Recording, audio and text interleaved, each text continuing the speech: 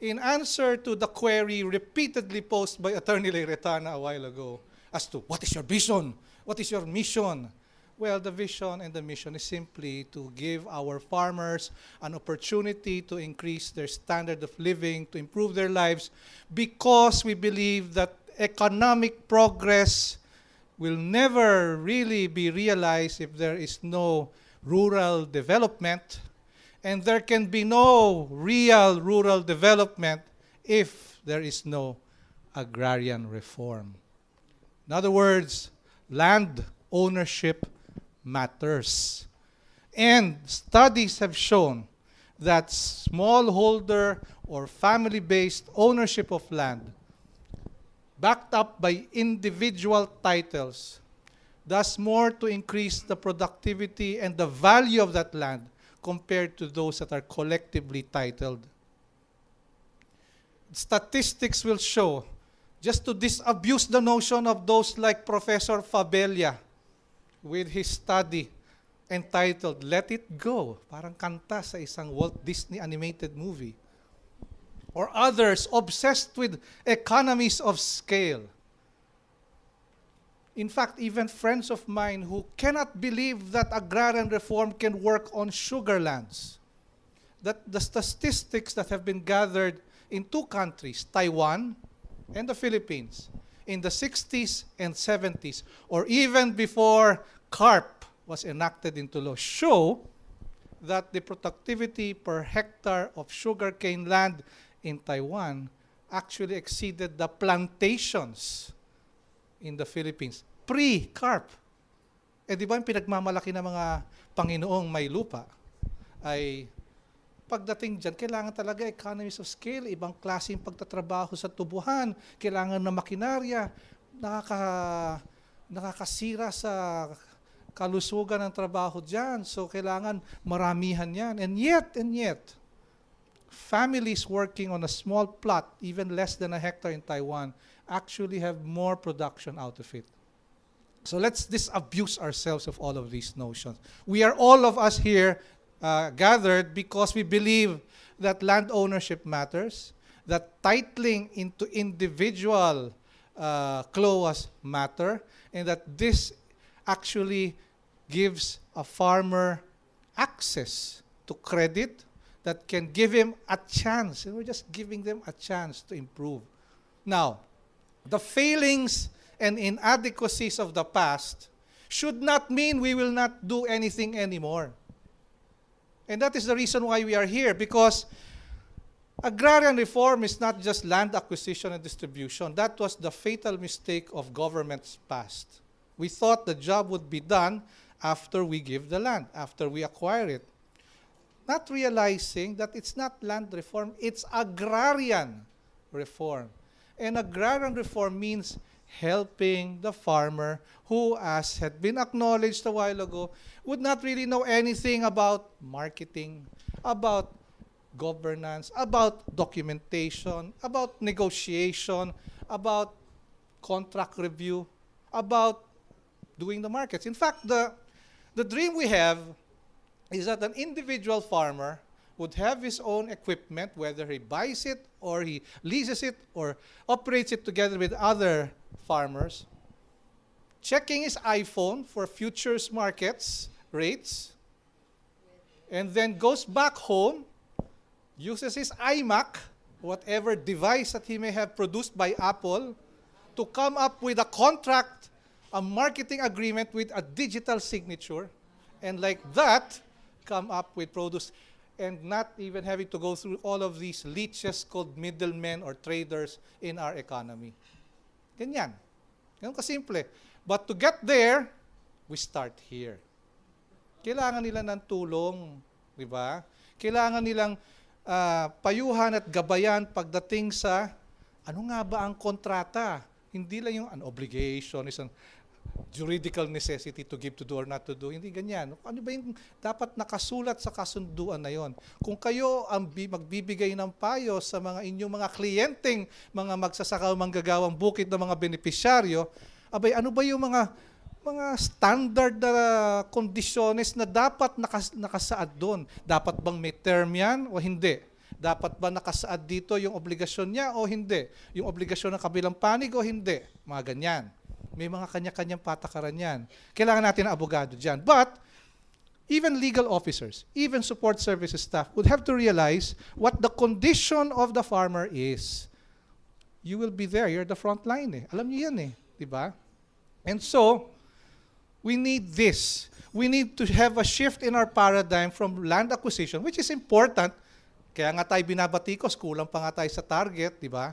At pinangako ng ating presidente by end of his term na distribute na lahat ang kahulugan, hindi installation tulad ng pagbabatikos ng iba sa mga kasamahan natin civil society, kundi pagre-rehistro ng mga titulo nila. Di ba? Na hindi lang DAR ang may kagagawang kundi kasamang ibang ahensya ng gobyerno. Important yon, pero mas importante dahil ano nga ba ang pakay ng agrarian reform kundi makatulong ay para patulungan nila sarili nila. And that's why we're here, because you will in effect be like lawyers having retained clients. No? Talagang kayo yung lalapitan every step of the way mula sa pagpupulong, paggawa ng minutes of the meeting, pakikipag-usap, pag-apply ng permit sa munisipyo, pakikipag-usap sa barrio captain, o di kaya sa makikipag-negotiate sa trader, nandiyan kayo dapat. Hindi naman ibig sabihin kayo yung masusunod or alam ninyo lahat, pero dapat yung gusto nila na hindi sila maagrabyado, yun yung masisigurado ninyo. Now, it's fortunate that all of this actually means we want them to improve their livelihood. We want also, from a macro perspective, to have self-sufficiency in food. In other words, we're talking about a right of everyone to food. No? Kung titingnan natin ang saligang batas, wala namang ganyang karapatan, di ba? Civil rights, very, very clear. That's not mentioned in the Bill of Rights. And yet, no less than an organization called the United Nations, through its Food and Agriculture Organization, has come up with voluntary guidelines. VG, very good for voluntary guidelines.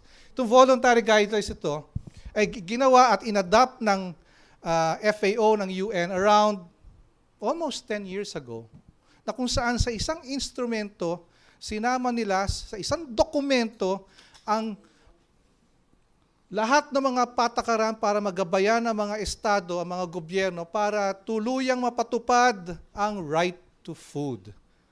Mistulang human right, ang right to food. So, importante ito because the international community came together to adopt principles and practical procedures and milestones on how responsible governance, governance should be with respect to land tenure para mapatupad yung right to food. And because by its very name, the voluntary guidelines, of course, voluntary, it's not a treaty, it's not enforceable like a contract, no? Kanya-kanyang ano yan, but makikita natin dito kung ano ba yung mga mitihing dapat natin ipatupad, even in the micro, even in the contracts or the peculiar situations of our beneficiaries. Kasama dito, hindi lang yung mga gobyernong lumagda dito, kundi pati na rin yung hindi lumagda, yung mga korporasyon, yung mga foreign corporations that operates big landholdings in our country or in other countries for that matter. At magiging gabay para malaman natin ano pa nga ba ang kailangan nating gawin. And by no means are we saying, okay na okay nang ginawa natin, ang dami nating pagkukulang, ang daming problema, sabay-sabay nating solusyonan, but who else can do that but us? Might as well start. Okay. So ano ba yung laman nito, yung voluntary guidelines, no? Parang ano to parang Bill of Rights din, parang UN Declaration, di ba? Kung titingnan natin. Ano ba yung una? Recognize, respect all legitimate tenure right holders and their rights. So sino tinutukoy niyan? Farmers, farm workers, di ba? Even leaseholders, perhaps under certain circumstances, even occupants of land.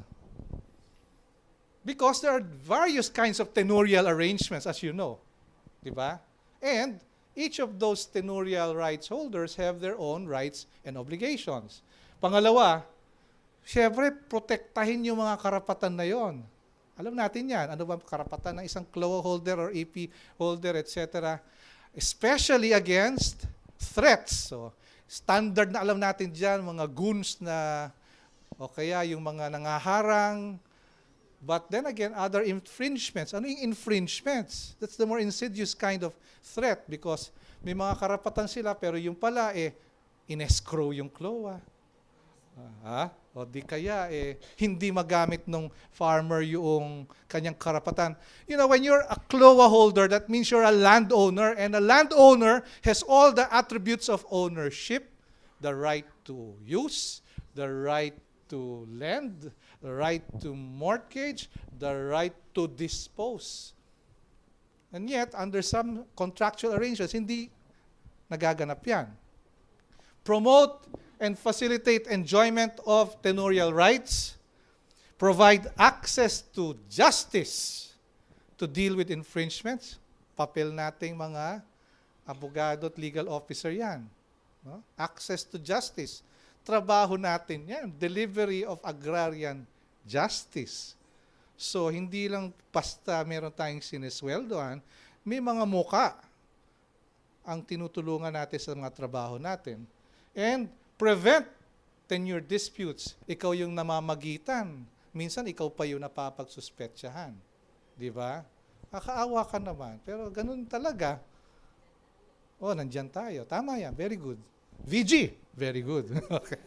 So, yan yung nilalaman ng voluntary guidelines. No? Kala natin, pang beauty pageant itong mga nilalaman nito. Ano ba naman yan? Parang si Miss Universe. But then, isipin natin, kahit hindi gobyerno, can actually be bound by this, no? The responsibility of corporation or non-state actors to respect human rights and existing land tenure rights. Kahit mga investors. Kaya napaka-importante sa atin, lalo na sa Mindanao, na karamihan ng mga agrarian venture arrangements are based. Nandito halos lahat yan No? Okay. Now, yung nilalaman ng voluntary guidelines, kaya lang natin nilalahad ito so that you have an idea that it's not just DAR.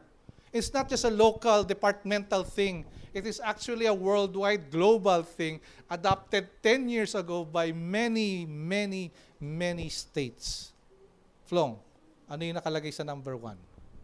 Business enterprises have a responsibility to respect human rights and legitimate tenure rights.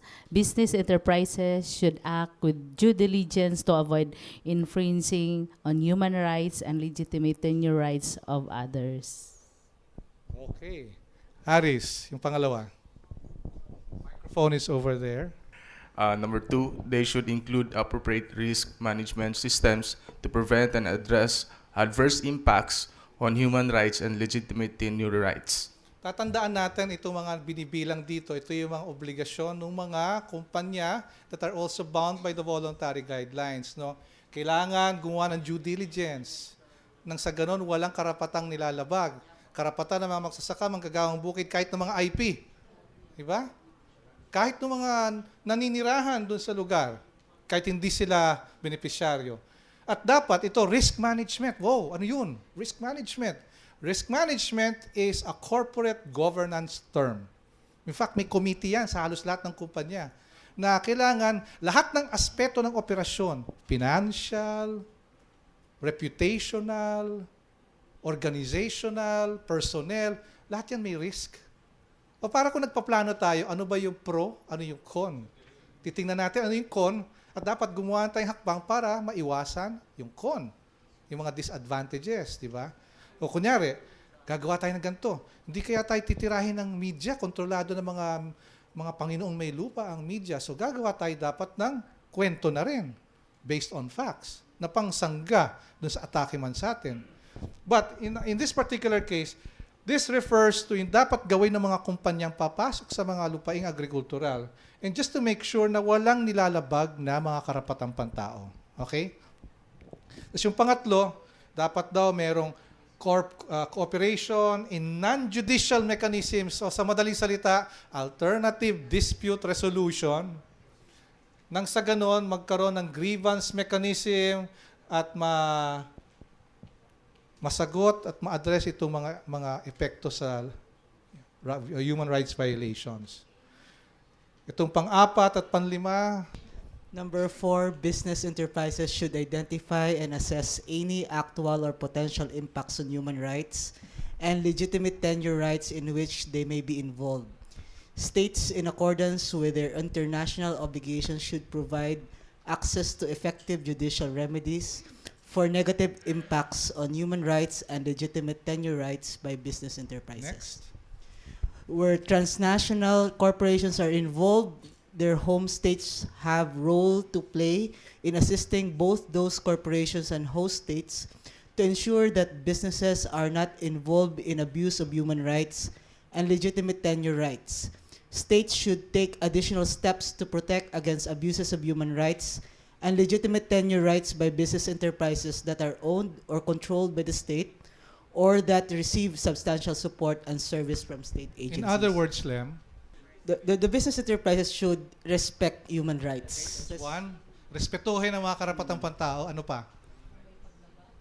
And if they have any violation, the state has to step in to ensure that their grievances. In other words, dapat alam Address. natin kung ano yung mga remedyo. Pwede tayong pumunta sa korte, pwede tayong pumunta sa arbitration, pwede tayong pumunta sa DAR, sa park, etc. At yung panghuli naman, ano yung sabihin nun, Lem? I expect more from you, ha? You're a professor, ha?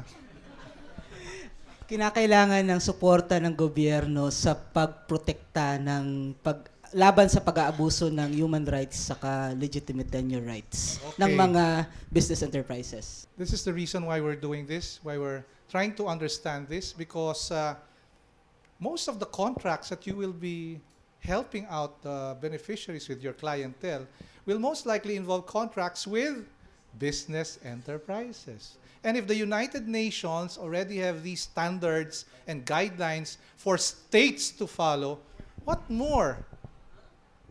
Contracting parties being assisted by DAR legal officers and support service staff for the benefit of our farmers who are beneficiaries. Di ba?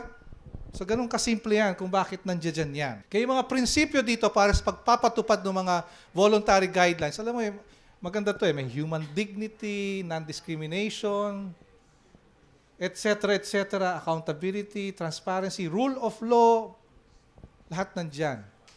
Problema lang dito is that by its very name, voluntary siya. So kahit hindi ipatupad ng mga kumpanya, ayaw nila ipasok sa kontrata yon, lahat ay magagawa. Kasi sabi nga kanina ni Panyero, it takes two to tango, di ba? It's a meeting of the minds. Eh kung ayaw nung isa, di walang meeting. But pwede nating ipayo na ganun. Alright? Yun ang fatal flaw ng voluntary guidelines. It's not a treaty, so it cannot be considered part of the law of the land. But it can hold persuasive effect and guide us in our activities to assist our farmers. And by its very nature, the good thing is these are guidelines. We can invoke. We can cite this. Pagkausap na natin yung kabilang panig, especially kung mga kumpanya, mga korporasyon, mga business enterprises.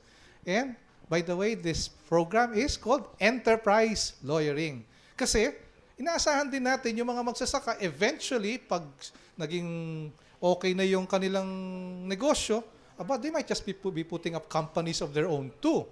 So they should be well-versed with corporate governance and the practices that go with proper and full documentation, etc.